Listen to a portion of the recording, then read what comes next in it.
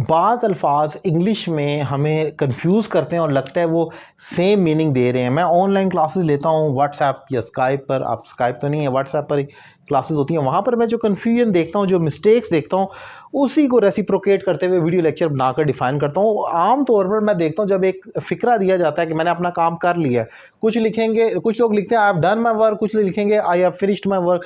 आपको लगता है कोई काम जो आप कर लेते हैं वो फिनिश्ड हो गया या डन हो गया, एक ही बात है। ऐसा नहीं है, इसमें फ़र्क है। क्या फ़र्क है उसको डिफ़ाइन करूँगा, और अगर आपको मेरे पढ़ाने का तरीका पसंद आए और आपको लगे कि मेरी बात आपको समझ आ रही है, तो आप मुझसे ऑनलाइन इंग्लिश लैंग्वेज कोर्स कर सकते हैं, पाकिस्तान में या पाकिस्तान से बाहर किसी भी जगह से रीज़नेबल फ़ी पे कर एग्जाम्पल से समझते हैं, ज़रा उससे क्लैरिटी आएगी। I have done my work, मैंने अपना काम कर लिया। आई हैव फिनिश्ड माई वर्क, मैंने अपना काम कर लिया। उर्दू ऐसी रहेगी, मैंने अपना काम मुकम्मल कर लिया है, ख़त्म कर लिया या कर लिए, एक ही बात है। तो उर्दू तो सेम है, हम उर्दू में कन्फ्यूज़ हो सकते हैं मीनिंग, क्योंकि उर्दू में आप सेम बोलेंगे, मैंने अपना काम कर लिया। कोई अगर लिख दे I have finished my work, ये ठीक समझा जाएगा, इसका मतलब है उसने अपना काम मुकम्मल कर लिया है, ख़त्म कर लिया। लेकिन मीनिंग में क्या फ़र्क है, ज़रा इसको समझ लें। I have done my work का मतलब है मैंने अपना काम किया और सक्सेसफुली उसको कंप्लीट किया है। जब आप डन कहते हैं तो इसका मतलब है वो, अगर आपने मिसाल के तौर पर एक इजी एग्जांपल देता हूँ, ABC लिखनी थी तो आपने ABCZ तक पूरी लिखी है, तब आप डन कह रहे हैं। डन का मतलब है सक्सेसफुली अकम्पलिश्ड, वो कंप्लीट हुआ है, शुरू से आखिर तक कंप्लीट हो चुका है, ये तो हो गया डन।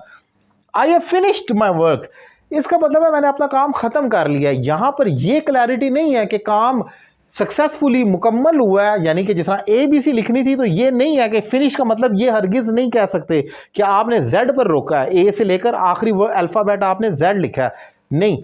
वहाँ पर आपका जो देखा जाएगा वो ये, मे बी आप ABCDH तक आए आपने रोक दिया, आप Q तक आए आपने रोक दिया, आप K तक आए आपने रोक दिया, आपने फिनिश्ड कर दिया। वो फिनिश्ड का पॉइंट कोई भी हो सकता है, लेकिन डन का पॉइंट सक्सेसफुली जहां पर होना चाहिए ख़त्म, वहीं पर होता है, तो तब आप डन कहते हैं।